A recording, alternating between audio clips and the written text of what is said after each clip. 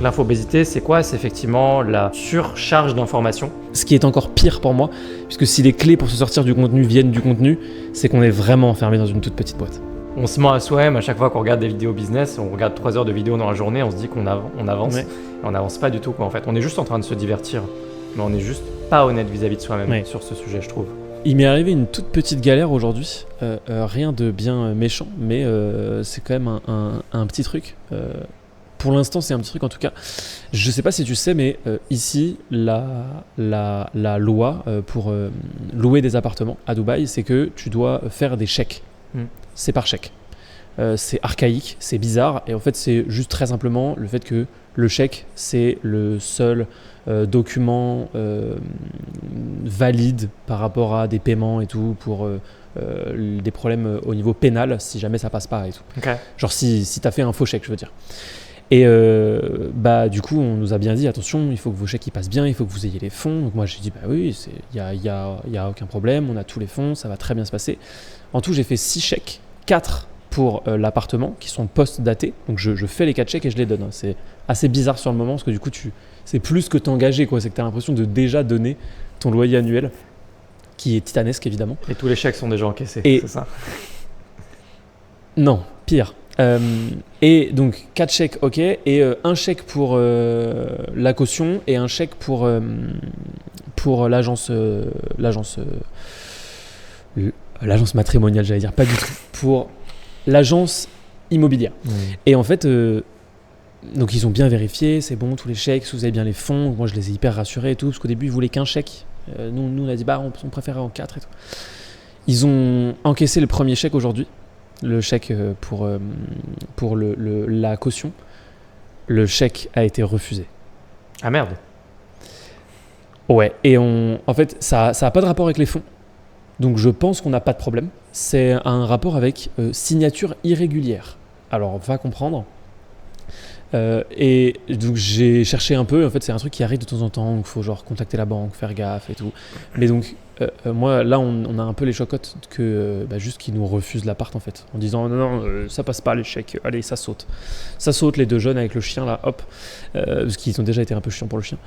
Donc, j'espère que ça va bien se passer, mais il faut faire très attention ici. Et c'est un truc que j'ai vu après de manière générale. Et c'est une question que je voulais te poser. En fait, ici, ils accordent une énorme importance à la signature.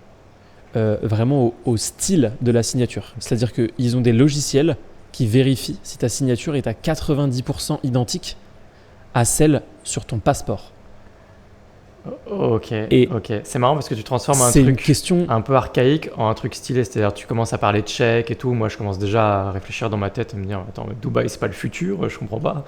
Et puis là, après, tu me dis oui, mais la signature, ils ont des logiciels et des machines spéciales qui reconnaissent l'empreinte de ta signature à 99%. Ok, là, je reconnais Dubaï, c'est bon. Sauf que, alors, ça paraît bien sur le papier, mais en fait, c'est terrible parce que je sais pas toi, mais j'ai aucune de mes signatures qui ne se ressemble à 90%. Bah, je sais pas ce que ça veut dire, se ressembler à 90% pour une signature, mais ouais. Ça veut dire beaucoup. c'est vraiment très très similaire, quoi. Ok. Et donc, j'espère que ça ne nous posera pas trop de problèmes, mais sache-le dans le doute, si un jour tu dois faire du business avec Dubaï, il faut absolument que ta signature soit vraiment, vraiment similaire à celle de ton passeport. C'est un truc que tu as réfléchi, toi, quand la dernière fois que... Je me rappelle plus la dernière fois qu'il a fallu que j'ai vraiment ma signature à moi, parce que je me rappelle à un moment, j'ai changé de signature, j'avais une signature différente quand j'étais plus jeune. Je crois que j'utilisais mon prénom, et genre je faisais un truc dessous, je soulignais, je faisais un truc, je sais plus ce que c'était. Et genre j'ai changé parce que je voyais les signatures des adultes, tu vois, autour de moi. Et je voyais qu'en général c'était un truc un peu stylé, un peu compliqué. Alors que moi en général j'avais tendance à juste mettre mon prénom. Et genre je l'ai fait jusqu'à tard, jusqu'à au-delà de ma majorité, j'avais juste mon prénom. Et ça faisait un peu enfantin, surtout qu'en plus j'ai écrit un peu en mode patte de mouche, tu vois. C'est assez petit, assez rond. Ouais, je vois. Donc je me suis dit non, faut que j'ai une signature d'adulte. Et au final ma signature est hyper simple. Il y a genre 2 traits avec un deuxième avec une boucle, un truc qui fait un A et un F pour mes initiales. Et en fait ma signature elle est vraiment, elle est d'un banal, elle est vraiment très très simple. Ça arrivé que des gens disent des fois ok, vous avez signé, c'est bon, vous avez fini, genre tu vois, il manque un truc ou non, c'est bon, j'ai signé. Et donc j'ai eu ce switch entre quand même, mais c'est quand même une signature, c'est quand même un gribouillis quoi en gros, mais un gribouillis d'adulte quoi. Et je me rappelle, mais je sais plus à quel âge c'était, ce passage entre juste mon prénom et une signature un peu plus réfléchie. Et je sais pas si t'as eu ce truc, toi, d'avoir une signature d'adulte à un moment où il a fallu que tu changes ta signature. Eh bah, en fait, moi, il s'est passé l'exacte situation inverse, mais ça me pose plutôt problème aujourd'hui. C'est que très tôt, quand je me rappelle pas quel âge je devais avoir, je devais être en 5e peut-être. Donc j'avais genre 13 ans. Un jour, j'ai capté qu'il fallait une signature. Et genre que c'était ta signature. Et je sais pas pourquoi, mais j'y ai accordé une immense importance. Je me suis vraiment dit, ok, ça c'est ma marque à moi. Personne ne va devoir être capable de la refaire et tout. Et du coup, j'ai passé, je me rappelle vraiment, des heures à faire une signature à la fin des pages de mon agenda. Tu sais, on fait beaucoup ça au collège où je sais pas pourquoi. On écrit des trucs à la fin des pages de son agenda. Et j'ai fait ma signature, encore et encore et encore et encore. C'est un S du coup pour mon nom de famille, un S avec après des petits oui, il se passe des trucs, tu vois. Sauf que en fait, il se passe beaucoup trop de trucs. Et le problème, c'est que bah là, j'ai 23 ans quoi, je vais pas changer de signature maintenant. Enfin, j'ai déjà signé des trucs assez importants pour que je puisse pas changer de signature. Ok. Et du coup, ma signature est bah, peut-être un poil compliquée. Et ce qui fait qu'elle se ressemble pas tout le temps. Enfin, il y a des petites disparités, quoi. On peut changer de signature facilement. Parce que c'est vrai que le spécimen, après, il est utilisé sur ton passeport, sur tous tes documents légaux, toutes les sociétés, partout, en fait. Ma carte d'identité, etc. Bah ouais. Donc je me dis, en fait, si je change de signature, il faut changer tous tes documents. En France, je pense que c'est lourd. Hein. Ouais. Anecdote de dingue aussi, par ailleurs, je bifurque complètement. Je sais pas si tu le Magnifique. savais, j'ai appris au hasard d'un live que j'écoutais sur Twitch. Il y a une contrainte légale en France, pour les sociétés en France. Toute société en France doit officiellement avoir un tampon. Un tampon. Un tampon. Ouais, je sais. Ça veut dire que les sociétés en France qui n'ont pas de tampon devraient normalement, pourraient recevoir une amende. Si tu n'as pas de tampon, normalement, tu peux avoir une amende. Je pense que c'est pas une grosse amende. Mais alors j'imagine que c'est une vieille règle qui traîne, mais qui est juste toujours là. Tout le monde s'en fout, mais elle existe. Et donc théoriquement, vous pouvez vous prendre une amende si vous n'avez pas un tampon. Ça m'a fait beaucoup rire. C'est très représentatif évidemment de l'ambroglio administratif français. Mais ça a beaucoup fait rire. Je ne sais pas si tu le savais a priori du coup. Oui, je savais. Ouais. Je savais. C'est la même chose ici, mais ici c'est justifié. Okay. C'est qu'il y a besoin de mettre le tampon sur les déclarations trimestrielles de chiffre d'affaires. C'est obligatoire. Tu es obligé de mettre le tampon de l'entreprise et tout. Il y a des entreprises agréées qui vendent des tampons, évidemment, etc. Mais donc, oui, en France, je savais aussi. Est-ce que tu as un tampon, Alexis ?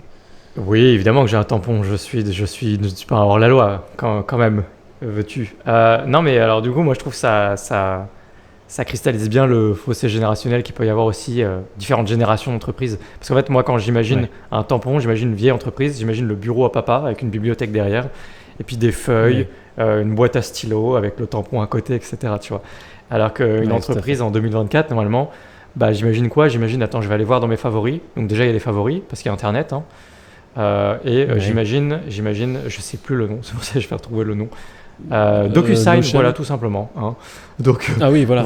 Oui, donc ce qui me semble quand même plus approprié. Donc ça me fait beaucoup rire en fait, qu'il y ait besoin d'un tampon aujourd'hui parce que je sais pas, ça correspond à une réalité administrative, c'est-à-dire que ce soit vraiment nécessaire dans quelque chose en France. Tu me dis qu'à Dubaï c'est le cas, mais alors en France, je suis un peu moins certain qu'il y a besoin vraiment. Parce que moi là, tu vois, j'ai jamais eu besoin d'utiliser un seul coup de tampon depuis 2017 ou même avant quoi. Donc voilà. Mais ça m'a beaucoup fait rire. Ouais, je connaissais cette fameuse petite règle et effectivement ça montre aussi que on a encore, malgré les gros efforts pour intégrer des choses un peu plus modernes, des choses un peu plus agréables entre grands guillemets dans la vie des entrepreneurs et dans le quotidien administratif des entrepreneurs, il reste des trucs qui traînent, qui font honte. Exactement. Écoute Louis, j'ai un sujet à aborder si tu veux pour ce podcast. Ce sujet c'est l'infobésité. Est-ce que tu connais ce terme ? Est-ce que tu connais l'expression d'infobésité ? Je ne connaissais pas le terme, je connais le concept, mais je ne connaissais pas précisément ce terme. Je vais vous faire la backstory de pourquoi est-ce que je veux parler de ça. Vous avez remarqué que ces 2-3 derniers épisodes, quelque chose comme ça, sur le podcast, Si vous les avez pas écoutés, allez les écouter. Mais on préparait davantage les épisodes. Et on avait donc des petites chroniques. Donc dans l'épisode précédent, par exemple, que moi personnellement j'ai quand même adoré faire. Et puis c'était hyper intéressant même.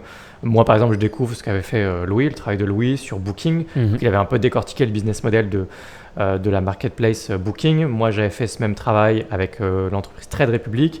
Puis l'épisode d'avant aussi, on avait fait des petites chroniques. Donc on préparait un peu les choses. Et moi je trouve que c'est intéressant et pertinent, d'autant plus quand tu es déjà une machine à consommer du contenu sur Internet. Quand tu as l'habitude d'écouter des lives, des podcasts, de regarder des vidéos YouTube, ce que je fais constamment, parce que c'est ma génération, c'est la manière dont je consomme du contenu, l'information. C'est comme ça que je me nourris, que j'apprends des choses tout le temps. Et moi, je suis un gros consommateur de YouTube. Tu pourras me dire un peu ce qu'il en est de ton côté. Mais moi, je suis un très gros consommateur de YouTube. Je regarde beaucoup de vidéos, souvent, très variable d'un jour à l'autre, mais je regarde quand même beaucoup de contenu. Et donc, ça me semblait naturel de vouloir régurgiter en fait tout ce que j'apprends dans un format. Moi, ça me permet de mieux retenir un petit peu ce que j'apprends. Puis ça peut être hyper intéressant pour les auditeurs, pour un podcast. Bref, ces 3 derniers épisodes, on s'est dit on va faire des formats un peu plus travaillés, préparés, avec du contenu, avec des chroniques. Et puis, en fait, ce qui s'est passé là ces derniers jours, c'est que déjà, j'étais tout simplement débordé. Parce que là, ce podcast qu'on fait aujourd'hui, on n'est pas préparé, on est un peu plus dans la discussion en fait. Et en fait, j'étais absolument débordé ces derniers jours, j'avais tellement de travail. Et à chaque fois, en fait, quand je réfléchis à oh là là, faut préparer un podcast, je me dis en fait, c'est tellement pas ma priorité, j'ai tellement d'autres choses à faire qui sont plus importantes. Je pense que tu as souvent le même raisonnement, Louis, j'imagine qu'à chaque fois tu te dis faut préparer le podcast, tu te dis bon attends, j'ai aussi 50 autres trucs à faire qui sont plus importants. Je sens que tu as quelque chose sur le bout des lèvres justement. Non mais oui, effectivement, il y a pas mal de trucs. Après, moi ce que je me dis à chaque fois, c'est que ce que je me suis dit les 2 fois où on l'a fait jusqu'à maintenant, on l'a fait 2 fois. 2 fois oui, en fait, oui. Je pense. Ouais. C'est que en fait, je me cale juste un petit créneau où alors soit je me cale un créneau, c'est un truc que j'ai fait de manière générale, soit je me cale un créneau pour aller chercher un truc, genre aller creuser un sujet que je creuse pas au quotidien. Soit juste les trucs que je consomme tout le temps, parce que j'en consomme énormément, mais j'ai justement beaucoup changé là-dessus, je les note, tout simplement. Parce que en fait, infobésité, tu n'as pas encore donné la définition précise, mais, non, mais j'ai vachement ce truc de... Vas-y. J'ai vachement ce truc de j'en consomme tellement qu'en fait, je me rends compte que j'en retiens peut-être 5-10%. Ouais. Parce que la consommation et encore 10%, c'est beaucoup. Et encore 10%, c'est beaucoup, ouais. La consommation est titanesque, mais vraiment titanesque. Et en plus, des fois, tu regardes des vidéos où dans la vidéo, il y a 150 infos. Ouais. Donc, tu deviens pas fou, mais juste, ton cerveau fait une sélection et un tri que tu choisis même pas, en fait, qui est vraiment... il jette des tas et des tas de choses à la poubelle. Il y a, si jamais ça vous intéresse, je fais une petite reco, quelque chose qu'on n'a pas fait depuis longtemps. Vas-y. Mais je fais une petite reco. Il y a une vidéo de Cyrus North sur ce sujet, précisément. Pour ceux qui ne connaissent pas Cyrus North, je vous invite à aller voir, ça peut en intéresser beaucoup d'entre vous. C'est quelqu'un de très intéressant que je vous laisse aller découvrir. Sur ce sujet précis, alors je ne sais pas du tout quoi taper dans YouTube, mais je suis sûr que vous allez retrouver. Vous tapez Cyrus North mémoire ou un truc comme ça. Et je me rappelle de cette vidéo parce qu'il la commence, je crois, en disant qu'on ne se rappellera pas de cette vidéo. Et mon cerveau a imprimé le moment. Je me rappelle très bien à quel moment je l'ai vu. J'étais dans une piscine, dans un tout petit village qui s'appelle Blisseborn, dans un Airbnb, la première fois que j'ai pris un Airbnb avec Victoria. J'ai vu cette vidéo. Allez la voir, elle est très très intéressante. Très cool, cette petite accroche. C'est en scénario ce qu'on appelle un pattern interrupt, ou en marketing aussi d'ailleurs. C'est-à-dire les gens ont des habitudes et il faut trouver le moyen de casser une habitude pour vraiment marquer le coup et attirer l'attention. Et là, c'est bien fait, tu vois. Il y a un petit truc un peu méta qui est assez cool. C'est un peu ce côté au cinéma. La première fois que les films faisaient ça, c'était incroyable. Maintenant, ça devient incroyablement blasant, mais de casser le 4e mur, où tu as finalement le film s'adresse à toi directement, où tu as un personnage qui te parle directement. Le cas le plus connu, c'est ce film de super-héros, enfin d'anti-héros, comment il s'appelle Deadpool. Voilà, merci. Deadpool qui s'adresse, je crois, par le premier ou le deuxième film aussi régulièrement aux spectateurs. Casser le 4e mur, ça c'est un truc. La première fois, c'est gros pattern interrupt, tu vois, tu cases vraiment quelque chose. Maintenant, ça devient incroyablement blasant parce que ça fait des années que des tonnes de films le font et qui trouvent ça cool. Et moi, je trouve ça plus cool du tout parce qu'on dirait que les films refusent de nous raconter des histoires maintenant, donc ça m'énerve. Voilà, parenthèse fermée. Donc, le premier point, c'est la charge de travail, comme je disais. Et donc, on a commencé à aborder la deuxième raison, en fait, qui fait que j'ai pas eu envie de préparer les podcasts. C'est parce que là, je suis en ce moment dans une dynamique où je ressens un peu cette infobésité. Donc, l'infobésité, c'est quoi? C'est effectivement la surcharge d'informations, surabondance aussi d'informations, et vous pouvez pas vous empêcher de la consommer, qui est absolument partout autour de vous. Avant, c'était la télé, maintenant, c'est les réseaux sociaux. Et du coup, ce qui est bien avec les réseaux sociaux, c'est qu'on est dans l'hyper-personnalisation. Donc ça veut dire quoi? Ça veut dire que vous allez consommer le contenu sous la forme qui vous sied le plus. Malheureusement, il va y en avoir une. C'est-à-dire que ce soit sous la forme de microblogging, comme c'est le cas sur X, Twitter, ou que ce soit sous la forme de vidéo sur YouTube. Et format vidéo, c'est plein de choses. Moi, je fais du format tutoriel dans mon travail. Puis il y a des gens, c'est plus du divertissement, etc.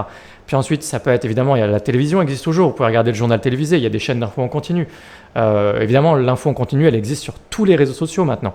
Il y a des formats vraiment snack, c'est-à-dire les stories, Snapchat. Tout ça, c'est vraiment du format snack qui se consomme rapidement. Les shorts, les TikTok, n'en parlons pas. Là, c'est vraiment le summum. Ou même le format finalement texte. Les gens se disent, c'est beaucoup mieux de lire du texte, donc d'aller lire des articles sur des blogs. Les gens, ils se sentent plus vertueux en lisant des articles sur des blogs. Mais le fait est qu'ils sont quand même en train de consommer du contenu. Donc voilà, donc c'est un format qui leur convient mieux, tant mieux. S'ils apprennent plus de choses, ils retiennent plus de choses, c'est bien pour eux. C'est pas plus vertueux par nature. Si tu regardes un short et que tu décides d'être très concentré et de prendre des notes et que c'est un short de qualité, le short peut être tout aussi incroyable qu'un article de blog. Par nature, l'article a tendance à aller plus en profondeur sur un sujet. Ça, je ne remets pas ça en question. Mais voilà, c'est juste pour dire que c'est comme lire des bouquins. Tout à fait, être en infobésité, lire des bouquins aussi, c'est possible. C'est vraiment plus dur, mais c'est possible. Bref, le problème, c'est que du coup, il y a toujours un format qui nous convient. On peut toujours trouver quelque chose qui est parfait. Et puis en plus, quand on se lasse d'un truc, on passe au format suivant. Moi, j'en ai marre de regarder des vidéos, machin et tout. Je vais aller me détendre, je vais aller faire la vaisselle, pour ceux que ça détend de faire la vaisselle. Puis au passage, je mets des écouteurs et je vais écouter un podcast. Donc, t'arrêtes jamais. T'es jamais débranché.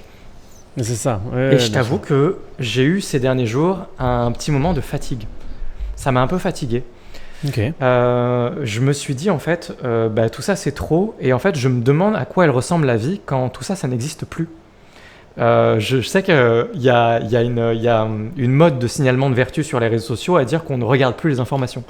Ça me fait rire parce que les gens qui parlent du fait qu'ils ne regardent plus les informations passent quand même leur vie sur les réseaux sociaux en fait. Et donc comme c'est du contenu business, ils vont regarder du contenu business toute la journée, du contenu business, lifestyle, finance personnelle, donc c'est de la croissance personnelle, c'est du développement personnel, donc c'est bien, c'est vertueux, tu vois.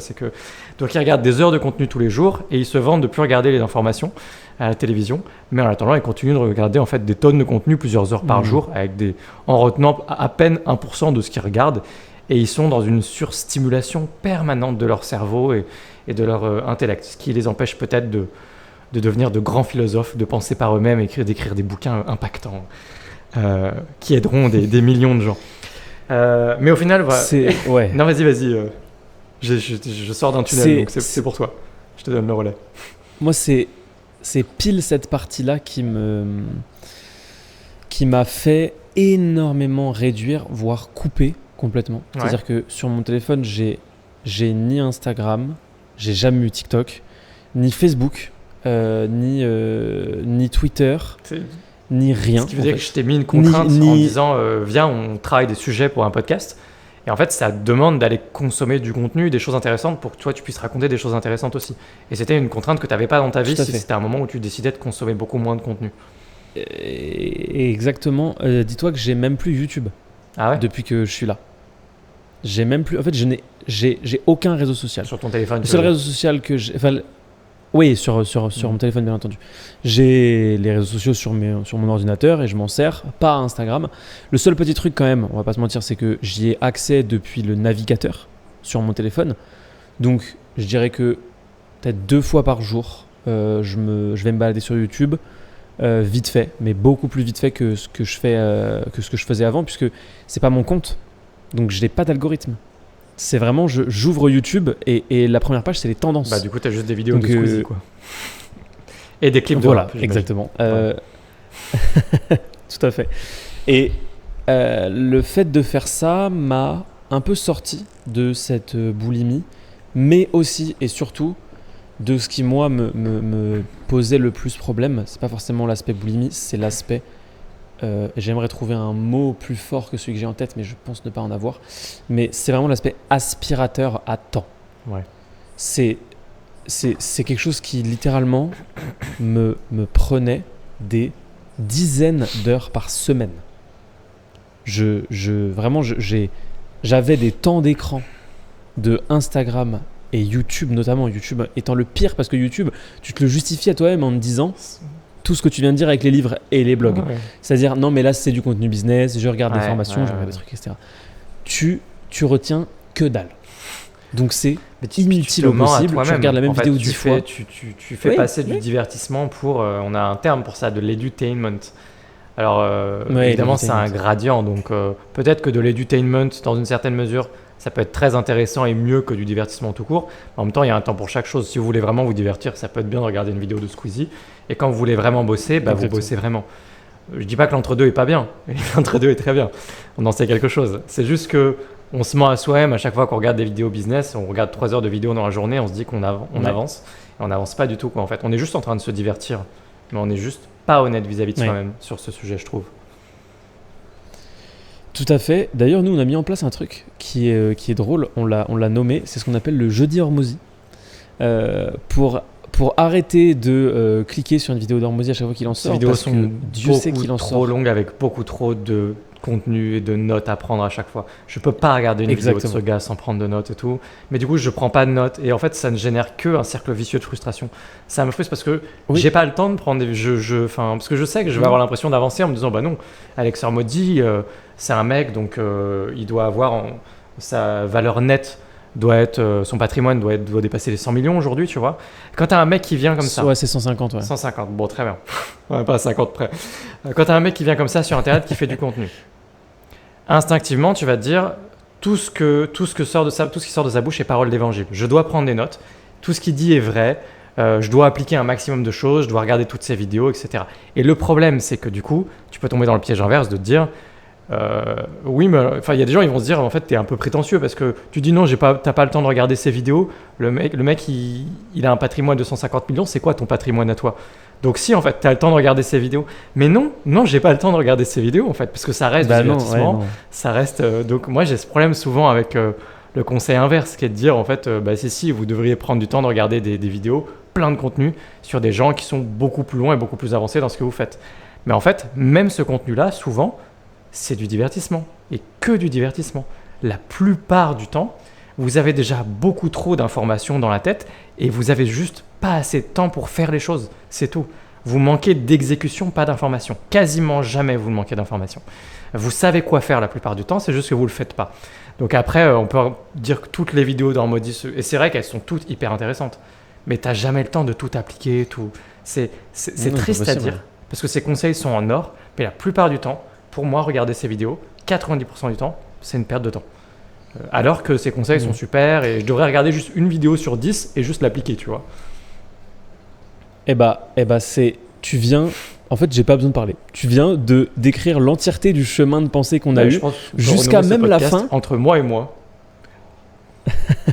Même jusqu'à la fin, qui est que on s'est justement dit, écoute, maintenant, on va juste sélectionner et concrètement appliquer. Donc ça se passe le jeudi soir autour d'une tisane ou d'un jus de fruits. Tu donnes rendez-vous à nos auditeurs. Pressé, évidemment. Donc ça se passe le jeudi soir à 18h sur Twitch. Exactement. Ça pourrait être sur Twitch. Mais donc, ça se passe le jeudi soir. On sélectionne avec attention une vidéo ou un chapitre du livre et on l'applique. Le but n'est absolument pas de comprendre, mais uniquement de l'appliquer. C'est tout. On ne cherche pas à réfléchir, on cherche à être des automates. Et c'est le jeudi Hormozy. Okay. Le mardi, c'est mardi Miyabi. Juste pour la deuxième rime, Miyabi étant un restaurant japonais à volonté divin, juste à côté de chez nous. Voilà, ça n'a rien à voir, mais c'est sympa. Ok, on parlera d'obésité après si tu veux, on va rester sur l'infobésité pour l'instant. Mais du coup, un sujet en amenant un autre, un train en cachant un autre. La grande vraie raison cachée pour laquelle je préfère en plus qu'on fasse ces podcasts plus souvent comme des discussions et des découvertes personnelles et on les partage, te les partage et on vous les partage. Ça plaira à certains, moins à d'autres, mais c'est comme ça. C'est que j'ai envie de faire une expérience. J'ai envie de faire l'expérience de ce qu'on appelle sur Internet, c'est un nom absolument nul je trouve, mais une dopamine détox. J'ai envie de tester ça pendant quelques semaines. Je pense que ça me ferait du bien. Je vais expliquer évidemment ce que c'est dans un instant. Non, en fait, je suis obligé de l'expliquer tout de suite parce que sinon, vous ne pouvez pas suivre. Donc, une dopamine détox, c'est quoi? Alors, ça n'a pas des fondements scientifiques, mais ça reste des fondements empiriques de terrain, hein, d'expérience. C'est-à-dire que des tonnes de gens le font et partagent un peu leur vécu sur Internet, sur YouTube. Donc, c'est hyper intéressant. Et vous voyez qu'il se passe quelque chose vraiment. Le principe, c'est de retirer tout ce qui vous stimule ou surstimule dans la vie en général pour pouvoir vous concentrer sur vos objectifs. Alors, disons que vos objectifs soient des objectifs business. Vous pouvez remplacer business par ce que vous voulez d'autre. Mais en général, c'est des gens qui veulent passer beaucoup de temps à travailler. Et donc, ces gens-là, ils se disent comment je fais pour rendre le travail plus intéressant, plus sexy, plus stimulant. Parce que finalement, les jeux vidéo, c'est mieux, aller au cinéma, c'est mieux, aller au restaurant, c'est mieux, sortir avec mes potes, c'est mieux. Tout est mieux, sauf travailler. Sauf que moi, je veux travailler, je veux devenir très très riche. Et donc, comment je fais pour avoir assez de motivation? Parce que j'ai pas assez de motivation, parce que travailler, ça m'ennuie. En gros, le point de départ de la réflexion de ce qu'on appelle une dopamine détox sur Internet, c'est ça. Et donc, les gens, ils ont trouvé une solution absolument remarquable. Et du coup, c'est génial pour ça, en fait, le pair à pair, le côté expérience pair à pair qui est retransmis sur les réseaux sociaux où tout le monde un peu explique comment ça s'est passé pour lui. C'est en fait les gens se disent je vais retirer de ma vie absolument tout ce qui est plus intéressant que mon boulot jusqu'à ce qu'il ne reste que mon boulot et que mon boulot devienne un truc absolument passionnant. Où mon cerveau se dit en fait je n'ai que ça à penser et d'un seul coup je trouve ça aussi intéressant qu'un jeu vidéo, aussi intéressant que d'aller au cinéma. C'est génial, j'adore ça, je redemande encore et encore et j'ai envie de rien faire d'autre. Et donc du coup la dopamine détox, il y a le mode facile, difficile, hardcore. Les gens mettent le curseur où ils veulent, mais en gros, le niveau de base de ça, c'est de retirer déjà tous les réseaux sociaux de ta consommation, sauf si tu es concrètement en train de regarder réellement une vidéo en particulier, parce que tu es vraiment en train de bosser, tu peux faire ça. Sinon, tu retires ta consommation des réseaux sociaux, donc tu retires YouTube, Instagram, tu retires même LinkedIn, les amis, tout. Ensuite, une fois que tu as retiré les réseaux sociaux, tu retires les films. Si tu voulais aller un cran plus loin, certains diraient tu retires la musique, tu n'écoutes même plus de musique. C'est un cran plus loin, c'est-à-dire que là on se rapproche pour moi plus du mode hardcore que du mode normal, mais tu peux retirer potentiellement tout ce qui te stimule. Il y en a, ils vont jusqu'à manger uniquement du poulet et des brocolis parce que manger une pizza, c'est un truc justement qui produit donc à chaque fois ce qu'on pourrait appeler un pic de dopamine. C'est pour ça qu'ils appellent ça une dopamine détox, c'est-à-dire qu'à chaque fois l'idée c'est que ça produit, ça sécrète cette hormone qu'on appelle la dopamine qui fait que vous vous sentez bien quand vous mangez une pizza, regardez un film, allez sur les réseaux sociaux et donc vous coupez tout ça au maximum pour être un peu plus stable hormonalement parlant et avoir vraiment beaucoup plus d'attention et d'énergie uniquement pour votre travail et avoir peut-être des pics de dopamine uniquement par votre travail finalement et la récompense que ça vous apporte. Tu veux compléter avec quelque chose? Ouais, un des points très importants, c'est que le tout petit problème de la dopamine, c'est que ça se déclenche hyper facilement. C'est-à-dire que c'est pas comme d'autres hormones qu'on a dans le cerveau, genre la sérotonine, qui elle est un peu plus difficile. Enfin, c'est plus compliqué de la déclencher sur demande. Là, je suis chez moi, je prends mon téléphone, je me commande une pizza, je vais avoir un shot de dopamine quand je vais prendre ma première bouchée. Et le problème principal de la dopamine, c'est que plus ça monte, plus après ça descend. Et en fait, un crash. Quand on fait que monter et descendre, quand on fait que descendre très bas en dessous de notre niveau de base, en fait, ça finit par baisser le niveau de base de plus en plus. C'est le principal problème. C'est qu'après, on a un niveau de base phénomène d'addiction qui est bas. Ce qu'on appelle littéralement une addiction. C'est ce qui se passe. C'est ce qui se passe avec à peu près, toutes les addictions, c'est ça en fait. C'est juste que ceux qui jouent au jeu d'argent, au moment où ils tirent le... Non, on fait plus comme ça maintenant, on appuie sur un bouton. Mais au moment où ils appuient sur le bouton pour faire tourner la roue... Ça existe toujours. Eh bien, le fait d'appuyer sur le bouton ou de tirer la manivelle, c'est vraiment l'instant précis où la manivelle arrive en bas et où il la relâche et où elle remonte toute seule. Et en fait, là, ça fait un pic qui part et qui redescend, effectivement. Et le problème de ça, c'est que ça vient baisser au fur et à mesure le niveau de base et on a besoin de plus en plus de stimulation pour pouvoir retrouver un niveau intéressant qui vient toucher. Et c'est le phénomène des addictions, de tout type d'addiction de manière générale, un truc auquel je suis assez sensible et du coup je me tiens très éloigné de pas mal de trucs. J'ai notamment beaucoup étudié ce truc de dopamine détox il y a de ça quelques semaines, quelques mois, quelques semaines. C'est à ce moment-là, alors ça fait des années déjà que j'ai plus les réseaux sociaux, enfin la majorité des réseaux sociaux sur mon téléphone, mais c'est à ce moment-là que j'ai vraiment tout viré quoi. Là sur mon téléphone, il est emmerdant mon téléphone quoi. On s'emmerde quand c'est dans mon téléphone parce que il y a en noir et blanc. T'as fait l'astuce de mettre l'écran en noir et blanc. J'avais testé ça. C'est violent, hein. Ça marche bien. Hein. Pour les gens qui nous écoutent, juste pour viser des petites astuces. Normalement, votre téléphone, tous les téléphones ont un mode noir et blanc. Vous pouvez basculer l'écran noir et blanc. Et en fait, quand vous faites ça, votre téléphone il est beaucoup moins stimulant. Ouais. En fait, juste quand il n'y a plus de couleurs, je vous assure, c'est pas pareil. Donc, faites un test. Et en fait, le résultat de cette expérience, c'est que vous allez passer moins de temps sur votre téléphone. En moyenne, un téléphone noir et blanc, on passe moins de temps dessus. C'est des petites astuces comme ça, c'est des hacks bêtes. Et même si on parle de hack, en vrai, ça marche. Donc vous pouvez quoi. Moi j'ai testé, je trouvais ça chiant, donc j'ai remis les couleurs. En fait, dès qu'on regarde des vidéos, on veut tout de suite sortir du mode noir et blanc. C'est hyper relou parce que je passais mon temps à faire des allers-retours et ça m'a gonflé, donc j'ai laissé les couleurs quoi. Mais ça marche bien, ça marche bien pour le coup. Le téléphone est vraiment plus ennuyant. Deuxième hack qui est moi je pense celui qui a le mieux marché sur moi, c'est d'avoir un code sur les applications auxquelles on veut pas avoir accès, mais un code qu'on ne possède pas. Donc moi en l'occurrence c'était Victoria qui avait le code et vraiment je ne le connaissais pas quoi, je l'ai jamais su et quand j'avais besoin qu'elle mette le code il fallait que je justifie et si la justification n'était pas suffisante, eh bien c'était non et je me retrouvais... C'est pas une dopamine détox, ça c'est une punition. Oui, mais c'était pour gagner du temps gagner du temps, c'est horrible que mon cerveau le formule comme ça. Non, c'était pour récupérer du temps perdu. Et ça a vraiment très bien marché pour le coup. Du coup, on a un peu entamé ça, mais ouais, ce que je disais, c'est qu'il y a des actions en fonction du niveau facile, difficile, hardcore, pour que vous ayez une bonne idée. Moi, je pense que maintenant, à ce stade, vous avez une bonne idée de ce que c'est qu'une dopamine détox. Si on devait donner des petites idées d'action ou de non-action justement, qui correspondent à différents niveaux plus ou moins hardcore de dopamine détox, ce qu'on voit sur les réseaux souvent, les gens en général essayent de se contenter de bien manger, bien dormir, faire du sport et bosser, et c'est tout. Alors les gens s'ils poussent ça un peu loin, ils vont dire ils sortent plus de tout, ils voient plus, ils font plus de repas de famille, ils voient plus leurs amis. Ça c'est pour les gens qui en avaient probablement déjà pas beaucoup, mais ils essaient de retirer le plus de trucs possible de leur vie, tu vois. Donc ils retirent même les bons plats, les bonnes choses, n'importe quoi. Comme je disais, ça peut aller jusqu'à retirer de la musique.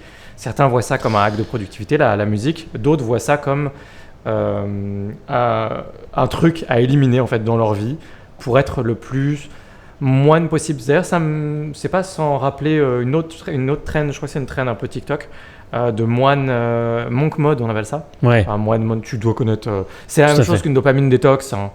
Je trouve que c'est la même chose dans un packaging différent, quoi, en fait. Oui, je suis d'accord. Sachant que la dopamine détox, il y a une notion de détox, donc c'est supposé être temporaire. Après, le monk mode, c'est temporaire aussi. C'est un peu supposé être temporaire aussi. Ouais. Le monk mode, c'est une trend assez récente, je crois, quand même, qui consiste à en devenir juste vraiment un moine guerrier, extrêmement acharné envers ses objectifs, prêt à tout sacrifier le reste et à devenir juste quelqu'un qui dort bien, qui mange bien et qui ne fait que travailler du matin au soir sans rien faire d'autre. Et donc il passe en mode moine, quoi, mode moine guerrier. Et c'est une trend plus autour du business, je pense. Là aussi, encore une fois, c'est des gens qui veulent juste passer beaucoup de temps à bosser pour atteindre leurs objectifs. Et vraiment, je vois ça comme un fork de la dopamine détox. C'est un peu la même chose, présenté différemment. C'est une image différente. La première image est une image de détox qui plaira peut-être pas à tout le monde. Deuxième image, c'est une image de moine guerrier. C'est un peu plus sympa, c'est vrai, mais c'est un peu la même chose. Je pense qu'il y a beaucoup de gens qui ça plairait pas aussi, l'image de le monk mode. Moi, ça me plaît pas parce que je trouve ça un truc un peu enfantin de no life et tout. J'ai pas trop envie de voir ça. Ouais, je vois ce que tu veux dire. C'est un peu bizarre. Et puis c'est que c'est dopamine détox, j'aime bien l'idée j'y suis plus sensible éventuellement de faire une expérience, tu vois. Mais moi, le côté monk mode me séduit beaucoup dans son idée, mais est pas applicable. Genre par exemple, dès que t'es en couple, c'est juste pas applicable, quoi. C'est pas possible en fait. Enfin, en couple et que tu vis avec la personne, évidemment. C'est juste. Parce que l'idée, c'est de s'isoler tout seul dans une grotte et qu'il ait son appart ou sa maison, pas sortir et juste de travailler comme un acharné pendant 6 mois d'affilée sans rien faire d'autre. C'est ça. Ça veut dire ça, un monk mode. Et vous prenez des douches froides, de la méditation et voilà quoi. Donc déjà, si tu vis avec quelqu'un et que cette personne ne fait pas le monk mode en même temps que toi, Bah du coup c'est déjà mort. Donc ça limite quand même pas mal. Soit par le moment de ta vie, soit juste par le nombre de personnes qui peuvent le faire vraiment. Mais ouais, le côté dopamine détox, c'est très intéressant. Il faut faire attention. Moi, un petit hack que je peux vous donner, c'est de remplacer les choses qui vous semblent être des choses impossibles à remplacer, que vous aimeriez enlever de votre quotidien, de vos journées, de vos semaines et tout. Mais c'est de les remplacer très concrètement, quoi. C'est vraiment de mettre une nouvelle habitude. Alors, c'est aussi un hack pour prendre des habitudes, ça. Mais pour arrêter quelque chose, pour supprimer des choses qui vous paraissent difficiles, mettez un truc qui n'a rien à voir à la place. Nous, par exemple, on a arrêté la télé. Un peu dans cette idée de dopamine, mais aussi parce que enfin non, pas vraiment dans cette idée de dopamine. Alors quand je dis la télé, attention, hein, je parle pas des chaînes de télé, j'ai jamais regardé les chaînes de télé, mais je parle vraiment de films, séries, YouTube sur la télé, sur l'écran. C'est juste parce que la télé, je le vois de plus en plus comme un objet aspirateur. Et je parle pas d'aspirateur pas dans les bons moments, quoi. Quand je parle d'aspirateur, c'est vraiment aspirer les mauvais moments, aspirer des moments où on pourrait être en train de vraiment bosser, quoi. Et je parle pas juste genre le soir après manger, je parle vraiment des moments dans la journée où on n'est pas censé être devant la télé ou pas censé faire quoi que ce soit qui est autre que du travail, ce qui est encore autre chose que de vouloir bosser plus, mais juste de vouloir bosser tout court, en tout cas bosser un nombre d'heures décent, ce qui est de plus en plus notre cas, mais ce qui n'a pas été pendant très longtemps. Et je sais que ça fait toujours sourire Alexis quand je dis que je suis un branleur et que je suis un flemmard et que je pourrais bosser beaucoup plus. C'est sûrement à moitié vrai, c'est sûrement à moitié faux, mais il y a quand même, je pense, une petite marge de manœuvre possible. Et depuis qu'on a arrêté la télé, je sens que ça aide beaucoup à ce que on se couche plus tôt et donc on se lève plus tôt, etc., etc. Quelque chose qui joue aussi beaucoup, on va pas se mentir, c'est que on est rentré dans la période où il fait vraiment chaud ici. Les ressentis moyens sont entre 45 et 50 tous les jours. Ça plaît à d'autres et moins à d'autres, mais du coup, moi, ça me plairait pas. Se lever tôt, c'est-à-dire nous on se lève à 6h50, ce qui est pas tôt pour plein de gens qui ont une vie tout à fait normale, hein, mais pour nous c'est quand même tôt. Se lever tôt et être dehors à 7h15 permet d'être dehors, justement. Et c'est la même chose pour le soir, à partir de 22h30, il commence à faire un peu plus supportable. Pour certains en tout cas, encore une fois, moi je le vis très très bien en fait, hein, qu'il fasse chaud, voire très très chaud. Mais ça dépend vachement des gens, quoi. Genre si vous n'aimez pas, vraiment vous ne supportez pas, bah du coup il va falloir se lever plus tôt. Mais ouais, remplacer les petits trucs que vous avez du mal à supprimer, ça marche assez bien. Oui, tout ça pour dire finalement que je suis tenté par cette expérience. Et qu'est-ce que c'est vraiment une expérience. Et qu'est-ce que tu veux supprimer ? Ce qui m'intéresse le plus dans la dopamine détox, c'est l'idée d'une sorte de reset. En fait, j'ai envie de regoûter à une vie avec beaucoup moins de contenu, au moins temporairement, pour voir ce que ça fait. Aussi sûrement que si demain j'arrêtais complètement les réseaux sociaux, la création de contenu et tout mon travail, ma vie serait très différente. Et en fait, j'ai oublié ce que c'était en fait, la vie sans avoir une audience, sans avoir une communauté, sans créer du contenu, sans poster des stories, des messages sur un canal Telegram, faire une vidéo YouTube, etc., répondre à des commentaires. Je ne sais plus ce que c'est la vie sans toutes ces choses-là. Et ça me fait bizarre rien que d'y repenser parce que je ressens bien au fond de moi que la vie peut être très très différente et pas du tout avoir la même saveur que ce que je fais aujourd'hui. Et j'ai envie au moins de faire un pas dans cette direction, non pas en retirant mon travail qui est de poster sur les réseaux sociaux, etc., mais en tout cas déjà juste faire un pas dans cette direction, donc retirer complètement les réseaux sociaux, beaucoup plus. Quand je dis complètement, c'est faux, beaucoup plus, c'est-à-dire arrêter de consommer vraiment beaucoup de contenu comme je le fais régulièrement aujourd'hui, retirer absolument tout ça juste pour voir ce que ça fait, comment je me sens, comment je remplis mon temps, qu'est-ce que je fais, est-ce que je travaille juste plus ? Est-ce que je passe plus de temps à aller désherber mon jardin ?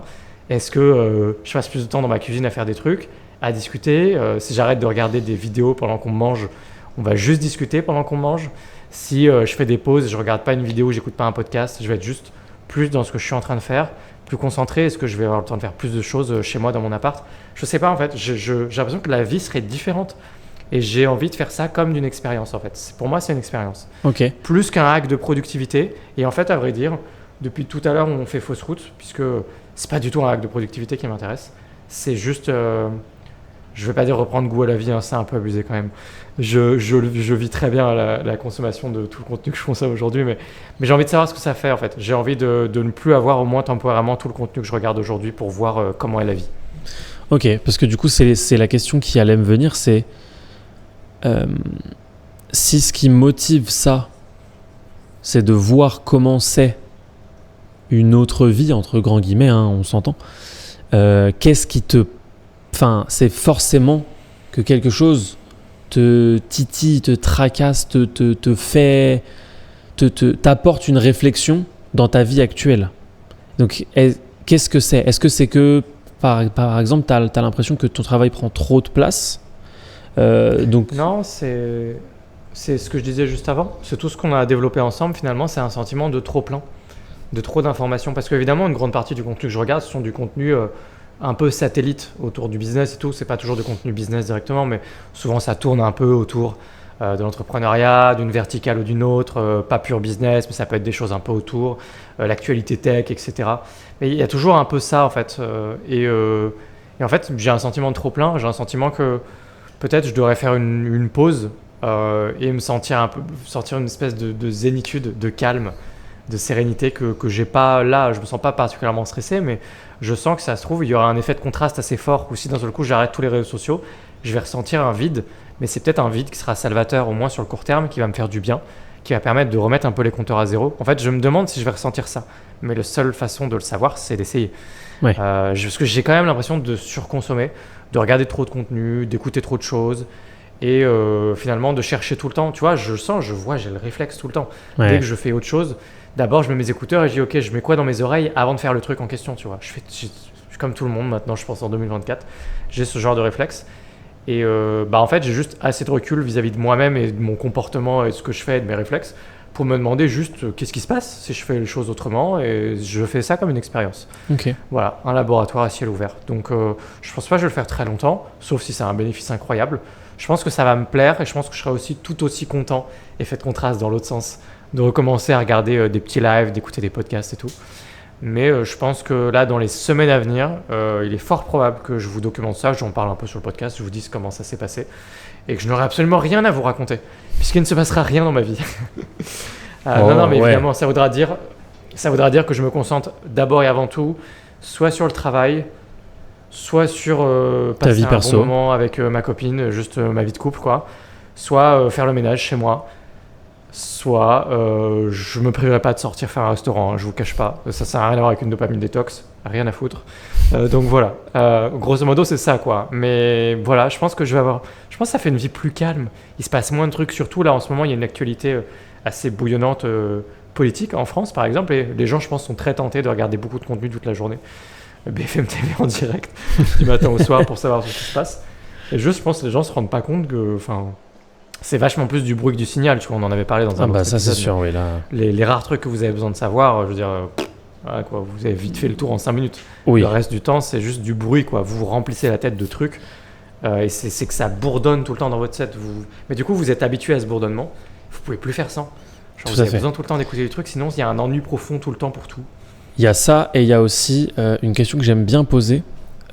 C'est quand la dernière fois que tu as appris une info vraiment importante en retard, et où tu t'es dit oh merde, ça j'aurais vraiment bien aimé le savoir avant. Avoir un tampon pour ma société.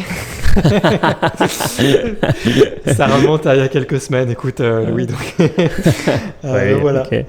Non, je l'ai appris. Vu comme ça. Et tu vois, c'est pour ça qu'il y a une tension permanente, je trouve, entre le bénéfice à écouter du contenu tout le temps, mais du bon contenu. Tu peux faire en sorte d'essayer de curated, on dit en anglais, du bon contenu en permanence pour toi. D'avoir un bon flux de contenu qui est de qualité, parce que c'est réel ça aussi, tu peux tout le temps écouter du truc, et des trucs qui sont tout le temps de qualité, utiles, qui t'apportent quelque chose, versus vraiment du tout venant, n'importe quoi qui t'apporte rien du tout. Et donc j'ai passé ce premier niveau évidemment de vouloir écouter des trucs qui sont un peu utiles, mais du coup en fait c'est vrai qu'à chaque fois que tu écoutes du contenu, tu apprends des choses. Alors du coup, c'est des choses que j'apprendrais pas si j'avais pas écouté le contenu. Donc il y a quelques semaines, j'étais pas au courant pour le tampon. Donc, tu vois, et la question, alors bon, est-ce que j'ai pris le meilleur exemple? Est-ce que j'ai vraiment besoin d'avoir un tampon dans mon entreprise? Mais admettons que ce soit important et que je ne veuille pas être hors la loi.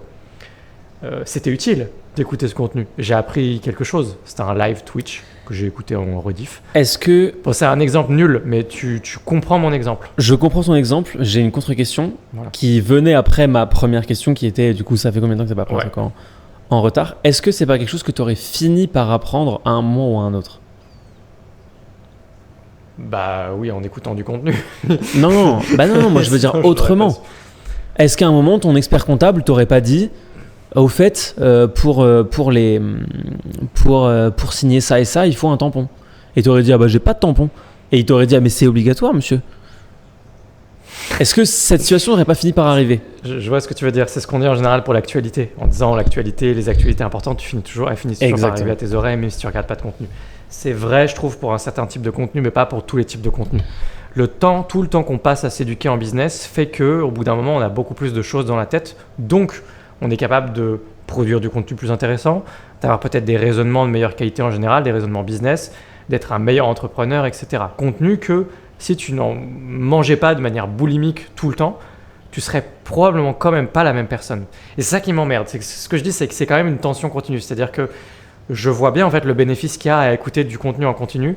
C'est un peu, si tu veux se plonger dans ton environnement, si tu veux devenir un grand entrepreneur, tu vas passer ton temps à écouter des interviews, des podcasts, des trucs business, etc. Tu pourrais très bien te dire, la plupart du temps, ça sert à rien, tu perds ton temps. Mais la vérité, c'est que les dizaines et centaines d'heures que tu as passées à écouter du contenu changent la personne que tu es. Bien sûr. Change ce que tu as dans la tête. Donc, je peux pas complètement juste dire aux gens, faites juste une dopamine détox jusqu'à la fin des temps, n'écoutez plus de contenu, ça sert à rien, vous êtes juste en infobésité. C'est pas vrai. Et je trouve que le meilleur conseil dans la vie qu'on puisse donner, c'est finalement connais-toi toi-même. Je pense que tu as toujours un moment dans ta vie où tu as besoin de débrancher. Et il y a un moment dans ta vie où tu as besoin de rester branché. Et normalement, si tu es honnête avec toi-même, tu vas savoir les bons moments. Tu vas savoir le moment où là c'est trop, tu perds ton temps en vrai, arrête, c'est ridicule. Et les moments où au contraire tu te dis ce serait bien que j'aille à la pêche aux infos, que je passe du temps à écouter un peu d'actu de certains trucs, etc. Ça me stimulerait, ça permettrait de peut-être que vous avez besoin de créativité dans votre métier, vous avez besoin d'écouter du contenu et vous avez besoin d'écouter plus de contenu et vous allez sentir que vous allez produire du contenu de meilleure qualité ou prendre de meilleures décisions, peu importe. Je pense qu'il y a des cycles, tu vois. Et il y a un double niveau de paradoxe dans notre discussion que tu cernes. J'adore forcément. Le podcast entre deux qui est absolument incroyable. Parce qu'en fait, on n'a pas arrêté de dire dopamine détox, monk mode, débrancher, arrêter d'écouter. Et là maintenant, on fait un contresens complet en disant non mais écoutez, en vrai c'est quand même pas si mal. Ça apporte quand même quelque chose. Attends, tu vas voir où je vais en venir. Je vais très vite cerner où je vais en venir. C'est que on est en train de dire aux gens, juste cette phrase en fait, on est en train de dire aux gens qu'il faut arrêter de suivre du contenu. Mais qu'est-ce que les gens écoutent en nous écoutant? Du contenu. Ouais. Ça, c'est le premier niveau de paradoxe. En fait, on est littéralement en train de leur dire arrêtez de nous écouter. Sauf que si on est déjà en train de le dire, c'est déjà trop tard. Enfin, il y a déjà un bug, quoi. C'est-à-dire que seuls ceux... Et le niveau de réflexion là, du truc, ils l'auraient peut-être pas eu s'ils n'avaient pas écouté ce podcast. Exactement. Ouais, mais là où on rentre dans un autre niveau qui là pose un vrai gros problème, un autre niveau de paradoxe, le second niveau, c'est que toute cette histoire-là, toute cette histoire de monk mode, de il y a trop d'infos, etc. Où est-ce qu'on l'entend? Où est-ce qu'on l'apprend? C'est-à-dire que consommer du contenu sur le monk mode, sur la dopamine détox, pour notre cerveau, c'est une excellente justification. On se dit ça y est, ça c'est bon, parce que je suis en train d'écouter un truc qui me fait arrêter d'écouter les autres trucs. Oui, mais du coup, t'as juste trouvé un nouveau truc à écouter. Et en fait, même si tu t'arrêtes pendant genre 30 jours, tu t'es arrêté parce que le contenu que tu as consommé a eu une influence sur toi, mais après tu vas reprendre et peut-être que pendant, tu vas juste suivre 2-3 trucs par rapport au monk mode parce que tu te dis c'est bon, je suis en monk mode. Et en fait, on rentre dans cet escalier de paradoxe qui est infini et qui est là pour moi l'immense force des réseaux sociaux, force dangereuse. Deuxième recommandation, vraiment, j'ai fait 3 recommandations en 22 épisodes, mais dont 2 dans cet épisode. Mais allez voir, pour ceux qui ne l'ont pas vu, et vraiment, regardez-le avec grande attention. Faites rien en même temps. Prenez du temps, écoutez vraiment, pesez chaque mot qui sont dits dans le documentaire qui s'appelle Derrière nos écrans de fumée, qui est disponible sur Netflix, qui est une fois de plus un paradoxe puisque tout le long de ce documentaire, ils vous disent d'arrêter de regarder Netflix en gros, et évidemment ce documentaire est disponible sur Netflix. Mais vous avez commencé à comprendre mon amour des paradoxes. Est-ce que tu as vu ce documentaire, Alexis ? Non, du tout. Ok. Mais je suppose que je devrais aller le voir. Là, ça m'intéresse du coup. C'est plus que de vrai, ouais. C'est vraiment... Ok. Si je devais vous recommander un seul documentaire, ce serait celui-là, pour la simple et bonne raison que c'est celui qui a le plus de lien avec votre vie, qui que vous soyez, à part si vous avez un Nokia 3310 en 2024. Ce documentaire a un impact sur votre vie et va directement parler à votre vie. Et il va mettre en évidence des choses qui vont vous faire froid dans le dos, tout en finissant par vous donner des clés pour vous en sortir, ce qui est encore pire pour moi, puisque si les clés pour se sortir du contenu viennent du contenu, c'est qu'on est vraiment enfermé dans une toute petite boîte. Ok. Très intéressant en tout cas, tout ce qu'on... Enfin, je dis ça, c'est à vous de nous dire si c'est intéressant. Moi, en tout cas, je passe un bon moment. Moi aussi. J'ai l'impression qu'on pourrait pousser la réflexion encore un cran plus loin. On pourrait continuer de pousser la réflexion. C'est une véritable masterclass. Peut-être qu'on va retirer ce podcast au bout de 24 heures après avoir été publié sur les réseaux en disant finalement c'est une masterclass à 97 €, accessible uniquement derrière un paywall. C'est que je trouve que les gens se déresponsabilisent vachement par rapport aux réseaux sociaux et l'usage qu'ils en font. C'est-à-dire qu'on a toujours l'impression que c'est la faute des réseaux sociaux et les gens sont très passifs par rapport à ça au lieu d'être justement dans l'action, d'être actifs et d'utiliser les réseaux sociaux à leur avantage. Exemple. Pendant longtemps, on m'avait dit X. Moi, j'ai eu des tonnes de révélations ces derniers mois parce que je suis sorti un peu de ma caverne et je suis allé découvrir des tonnes de réseaux sociaux sur lesquels j'étais pas. Donc, je suis allé sur X, donc anciennement Twitter. Et on m'a toujours dit X, c'est vraiment le trou du cul du monde, c'est nul, il n'y a que du contenu crypto nul ou du porno ou je sais pas quoi. Et au final, qu'est-ce que j'ai découvert sur X ? J'ai découvert une plateforme très intéressante dans laquelle vous pouvez aller suivre uniquement les personnalités qui vous intéressent, uniquement l'actualité, les informations qui vous intéressent. Vous pouvez suivre des CEO hyper intéressants. Moi, ce que je fais du coup, c'est pas forcément des CEO si ça vous intéresse pas, des trucs sur de la cuisine, ce que vous voulez. Mais en fait, sport, tout. Vous êtes le maître à bord. En fait, c'est vous qui décidez de ce que l'algorithme va vous présenter. Et vous allez l'entraîner en plus ça. Donc moi, c'est ce qui s'est passé avec X. Très rapidement, j'ai eu du contenu qui m'intéressait pour le peu de temps que je passais dessus. Première plateforme. Tu voulais me dire un truc par rapport à X peut-être ? Oui. Regarde le documentaire et reviens me voir. Ok, ça marche. Si tu veux, je le regarde et on rebondit dessus sur le prochain épisode. Avec grand plaisir, ouais. Avec plaisir. Mais oui, bien sûr. Ouais, On peut faire ça, avec plaisir. Deuxième, tu vas dire LinkedIn. Deuxième, alors non, j'allais aller sur TikTok, tout simplement. Mais on va passer par LinkedIn, t'inquiète pas.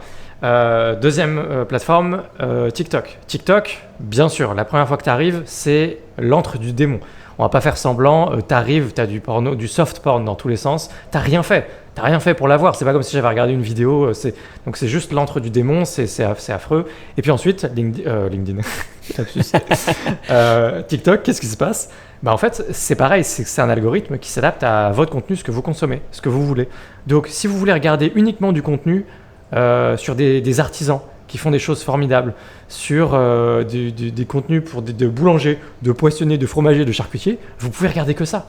Et vous irez sur TikTok et vous aurez que ça. Et TikTok va devenir d'un seul coup une plateforme incroyable où à chaque fois que vous allez y aller, vous allez apprendre des tonnes de choses, ça va être super, ça va être hyper instructif pour vous, vous allez plonger dans des tas de sujets. Bref, ça va être vertueux pour vous, ça va être une bonne plateforme. Parce que TikTok, en fait, c'est juste le reflet de vous, de ce que vous regardez, de ce que vous voulez venir voir sur la plateforme. Troisième exemple, LinkedIn, effectivement. LinkedIn, j'ai découvert beaucoup plus récemment. En fait, il ne tient qu'à vous de suivre des personnalités qui vous intéressent. Vous pouvez aller suivre, et comme on est sur un réseau très professionnel, pour le coup, on va rester quand même plus business. Mais si vous voulez aller suivre des CEO qui vous intéressent, sur des plateformes qui vous intéressent, vous pouvez. Donc, souvent, on entend sur des podcasts business les CEO de telle ou telle boîte dire oui, j'ai justement posté un truc sur LinkedIn récemment et tout. C'est vrai qu'il y a beaucoup de CEO qui postent sur LinkedIn. Il se trouve que vous pouvez aller suivre uniquement des personnalités qui sont intéressantes et donc du coup vous pouvez avoir un flux de contenu qui est tout à fait intéressant et pertinent par rapport à ce que vous recherchez là aussi. Finalement en fait c'est la même sauce sur toutes les plateformes, c'est la même chose avec plus ou moins d'intérêt. Je dirais que je mettrais quand même en termes de curation de contenu peut-être TikTok légèrement un peu au-dessus, voire peut-être X, je sais pas trop parce que X c'est du microblogging donc ça va quand même plus vite à avoir juste l'info dont vous avez besoin et tout, mais il y a la dimension vidéo évidemment qui est intéressante dans TikTok. Je mettrais LinkedIn un petit peu en dessous quand même. Mais voilà, en gros, je perçois les plateformes comme ça, comme étant le reflet de ce que vous voulez. Et je trouve que les gens se déresponsabilisent vachement en disant juste les réseaux sociaux c'est le mal, c'est pas bien, TikTok c'est nul, Twitter c'est nul, etc. Alors qu'en fait les gens font absolument aucun effort pour faire de ces plateformes des plateformes intéressantes pour eux s'ils ont envie d'apprendre quelque chose. Exemple, j'ai envie de me passionner d'archéologie, demain je vais sur X et je vais suivre uniquement des personnalités en rapport avec de l'archéologie. Personne ne fait ça. Mais c'est super intéressant, c'est des outils pour moi les réseaux sociaux, tu vois. Je suis tout à fait d'accord avec ton analyse. Le principal problème pour moi, c'est que tu omets la sensibilité de chacun et surtout la capacité de chacun à avoir cette réflexion et à l'appliquer concrètement. C'est-à-dire que toi, ça fait partie... Le podcast est là pour ça, du coup. Le podcast est là pour ça, mais ça fait partie de ton quotidien. Du contenu. Exactement. Ça fait partie de ton quotidien, de ta personnalité, de remettre en question, optimiser, faire de la meilleure manière, la meilleure chose, et tu prends un grand plaisir à le faire. Mais il y a beaucoup de gens qui ne soit prennent pas plaisir, soit n'ont pas l'idée, soit n'ont pas envie, soit ont d'autres trucs qui prennent beaucoup plus de place pour eux, ou d'autres problèmes, etc. Ou au contraire d'autres trucs qu'ils adorent, et qui en fait, du coup, juste toute leur attention et leur focus est sur d'autres choses. Et quand ils sont sur les réseaux, leur connexion synaptique ne leur permettent pas de lutter contre ce truc et juste se font aspirer. Et c'est pour ça qu'en fait, quand tu regardes, et c'est un truc qui me... Moi, j'ai jamais eu TikTok. Je l'ai jamais installé, j'ai pas de compte. J'ai un compte pro, mais c'est même pas sur mon téléphone. Je l'ai jamais ouvert. Je n'y vais jamais. Et cette histoire de soft porn est quand même un truc assez incroyable, qui est qu'en fait, beaucoup de gens ont conscience que c'est pas bien. Sauf que quand tu regardes sur énormément de comptes des gens, et surtout des hommes, en fait, il y en a. Il y en a une fois tous les 5 posts, une fois tous les 15 posts, une fois tous les 50 posts. Alors là, j'ai dit posts comme si j'avais 70 ans. Mais une fois tous les 15 TikTok, même une fois tous les 100 TikTok, ça fait plusieurs fois par jour quand même en fait. Si c'est une fois tous les 10 TikTok, c'est atroce en fait. C'est abominable en termes de consommation. Et en fait, c'est juste que il y a des gens qui ne peuvent juste pas résister. C'est pas un truc concret en mode je peux pas résister, c'est trop bien. C'est vraiment juste ça envoie un petit signal dans le cerveau. Et ça vient allumer une espèce de bouton vert qui crée un cercle vertueux, et ils ressentent ce petit bouton vert qui s'allume à chaque fois qu'ils le revoient. Et en fait, du coup, si tu es dans la démarche de lutte ou la démarche d'optimisation de ta vie ou de ton temps, etc., je comprends parfaitement, et même je suis carrément d'accord avec toi en vrai. X notamment, tu peux vraiment faire un outil de malade pour t'informer sur des sujets et genre devenir un maître. Sur des trucs ou... C'est ça, pour faire de la veille et tout. Le problème, c'est que la sensibilité des gens est différente, et je pense qu'il y en a plein qui juste se font aspirer. Même avec toute la bonne volonté du monde, ils ne pourraient pas y arriver. Ok, je vois ce que tu veux dire. C'est difficile de rebondir sur ton point parce que ça n'enlève pas vraiment mon point, parce qu'en fait c'est un peu justement cette tension entre ils sont responsables, ils sont pas responsables. Tout à fait. Puis finalement c'est aussi ce débat de jusqu'où va la responsabilité de la plateforme, du réseau social, à pas manipuler en fait ses utilisateurs. Bien sûr. À aller dans le dark pattern, à aller dans la surenchère exprès de fonctionnalités juste pour que les gens passent un maximum de temps sur la plateforme, versus c'est la faute des gens de passer autant de temps sur la plateforme, c'est leur problème, ils ont qu'à pas le faire, ils ont qu'à désinstaller l'application, ou ils ont qu'à faire de la plateforme une plateforme intéressante, etc. C'est pas évident, j'ai envie de dire que la réponse se situe quelque part entre les deux.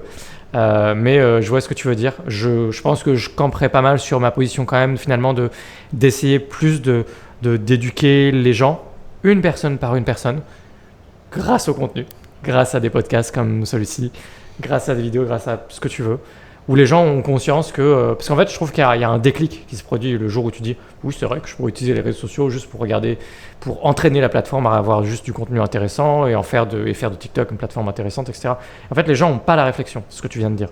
Donc, une fois qu'ils l'ont, ça devient moins un problème. Ça peut aider, ouais. Donc, je pense que le vrai combat reste juste d'éduquer les gens et d'avoir un rapport différent aux réseaux sociaux. Et je pense que ce rapport différent aux réseaux sociaux va changer de génération en génération, notamment celles qui vont naître avec les réseaux sociaux. Ils vont plus remettre en question facilement certaines choses. Pour d'autres, au contraire, ça va être plus natif. Ils vont moins se poser de questions parce que les réseaux sociaux, c'est normal, ça fait partie du quotidien, mais ils auront des réflexes un peu différents de nous et je pense que ces choses évolueront. Après, c'est pas pour rien qu'il y a des trends, dopamine détox, monk mode, etc. Est-ce que c'est des trends de niche ? Je sais pas. Monk mode en particulier, ça me semble être un truc un peu business et pas très mainstream. Donc j'en doute. Mais je pense qu'on verra de plus en plus de trends globalement, de limiter les réseaux sociaux ou utiliser là à votre avantage. Ou tu vois par exemple le nouveau réseau social de Jack Dorsey. C'est assez intéressant. Blue Sky, il a voulu faire un nouveau Twitter. Je vais pas m'étendre sur le sujet, mais en gros il veut laisser le choix aux gens de pouvoir sélectionner entre plusieurs algorithmes. Ça se trouve, ce sera une feature demain sur tous les réseaux sociaux. Et tu pourras choisir dans tes paramètres, dans tes réglages, l'algorithme que tu veux qui te recommande tes vidéos. Donc ça pourra être différents styles d'algorithmes de reco et ça pourra fonctionner différemment en fonction de ce que tu veux. Et ça se trouve, il y a peut-être des trucs intéressants à creuser à ce niveau-là. Blue Sky n'étant pas du tout un succès aujourd'hui, je tiens à préciser. Mais je trouve le test intéressant. Il y a ça, il y a plein d'autres trucs autour de Blue Sky. Et peut-être que ça fait partie du futur des réseaux sociaux que de faire preuve de plus de transparence à ce niveau-là, parce que c'est ce que les utilisateurs veulent de toute façon aujourd'hui. Et on va dans cette direction-là. Et de toute façon, on parle que de ça, donc de transparence, des réseaux sociaux qui nous manipulent, etc. Ça devient mainstream quand même de parler de tous ces sujets-là. Donc je pense que le rapport aux réseaux sociaux des gens évoluera avec le temps. Ouais, je pense aussi notamment par le fait qu'il y a de plus en plus de gens qui se mettent à rencontrer. Tu as souri quand j'ai parlé de Blue Sky. Qu'est-ce qui t'a fait sourire ? Parce que j'ai jamais entendu parler de Blue Sky, mais là, du peu que tu m'en as dit, notamment de cette fonctionnalité de laisser choisir l'algorithme, je n'ai qu'une seule réponse. Pour moi, c'est bien pire. c'est vraiment le...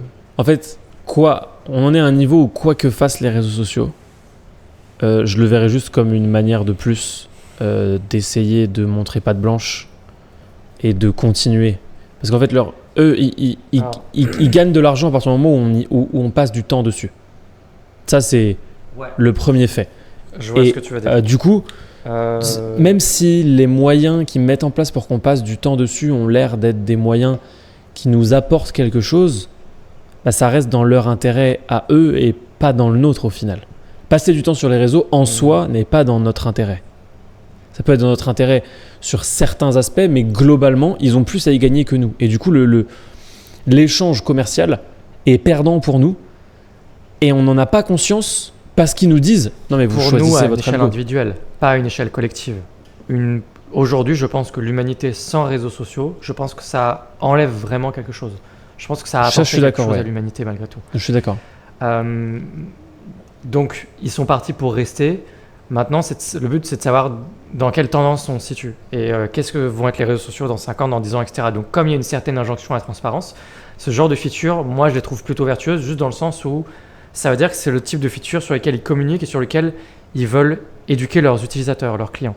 C'est-à-dire que les gens vont avoir de plus en plus conscience que, ok, donc, il y a un réseau social, il y a un algorithme, il y a des recommandations, ça fonctionne comme ça. Et en fait, ce genre de feature, le fait que ça existe et le fait que les gens choisissent, ça veut dire que les gens sont éduqués.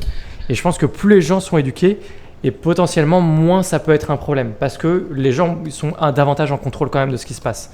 Parce qu'ils ont compris, en fait, ils ont fait un choix. Au moins, il y a la feature, ça se trouve demain sur tous les réseaux sociaux, il y a une feature, choisis ton algorithme de recommandation. Ça veut dire que les gens savent ce que c'est. Ça veut dire que les gens ont un minimum conscience de ce qui se passe. Il se trouve que ces 10, 15, 20 dernières années, les gens n'avaient pas tellement conscience de ce qui se passait. Ça paraît évident aujourd'hui, surtout pour nous dans notre milieu. Ça l'était quand même pas tant que ça. Et finalement, si on remonte des années en arrière, les gens n'étaient pas tant éduqués que ça. À comment fonctionnent les réseaux sociaux, un algorithme de recommandation. Ok, tout est optimisé pour qu'on passe le plus de temps possible dessus. Les gens, ils voient ça maintenant comme de grandes révélations en disant « Mon Dieu, en fait, les plateformes, ça marche comme ça ». Mais justement, il y a quand même un avant et un après. L'avant, c'est une certaine forme d'opacité parce que c'était normal pour les entreprises de ne pas montrer ces choses-là. Il n'y a pas de raison qu'elles nous en parlent. C'est juste que le mouvement naturel des choses, du marché, de la vie fait que les gens en ont conscience, on passe trop de temps dessus, parce que c'est trop bien fait, trop bien designé, l'être humain a ses propres limites, il est confronté à ça avec les réseaux sociaux, à tous nos propres biais, nos propres défauts. Les réseaux sociaux ont volontairement et involontairement tiré parti de ça, parce que en fait, quand tu as un réseau social, par nature, tu es supposé faire ce genre de choses. Demain, vous auriez des réseaux sociaux, vous feriez la même chose. Ça n'a aucun sens de faire autrement. Enfin, je ne sais pas si vous voyez ce que je veux dire, mais je suis quand même super nuancé, quoi. Ouais, c'est le principe même. Mais on monde de bisounours, quoi. C'est le principe même. Mais du coup, ils étaient obligés de faire ça. Et donc, ils étaient obligés de faire ça, et c'était normal qu'ils n'en parlent pas, juste ils font ce qu'ils ont à faire. Les gens en parlent, passent trop de temps sur les réseaux sociaux, c'est pas bien, nanana. Là, d'un seul coup, on bascule dans un autre paradigme dans lequel les gens veulent comprendre, savoir, avoir plus de contrôle. Elles sont où mes données? Quel algorithme recommande mes vidéos? Machin, bidule chouette. Bah, du coup, ça veut dire qu'on va dans un monde où toutes les générations, de plus en plus, vont être toutes en fait un peu éduquées à ce qui se passe et comprendre davantage. Et donc, je pense qu'on va dans un monde où ce sera un peu moins un problème. Voilà.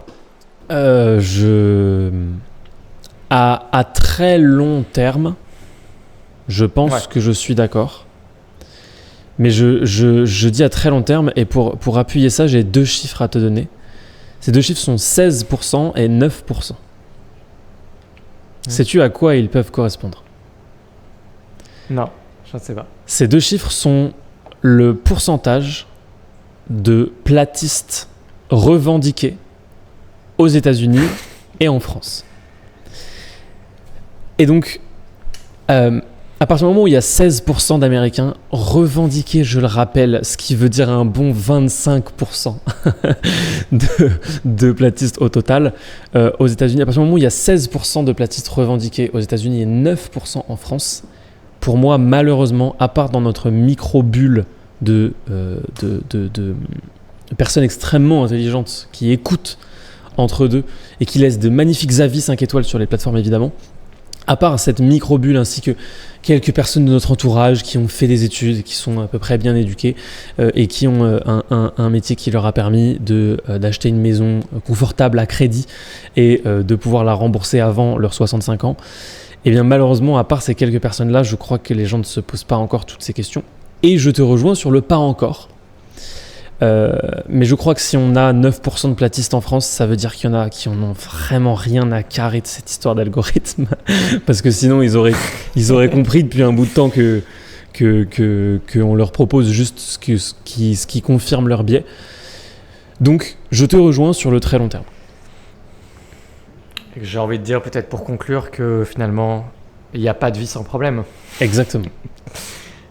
Il n'y a pas de vie sans obstacle. Les réseaux sociaux n'existeront jamais sans qu'elles aient leur part d'ombre.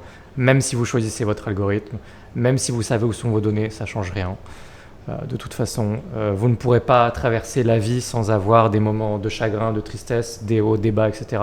Les réseaux sociaux n'existeront pas sans qu'il y ait ce problème d'addiction qui soit possible, qui ne pourra pas disparaître par nature même.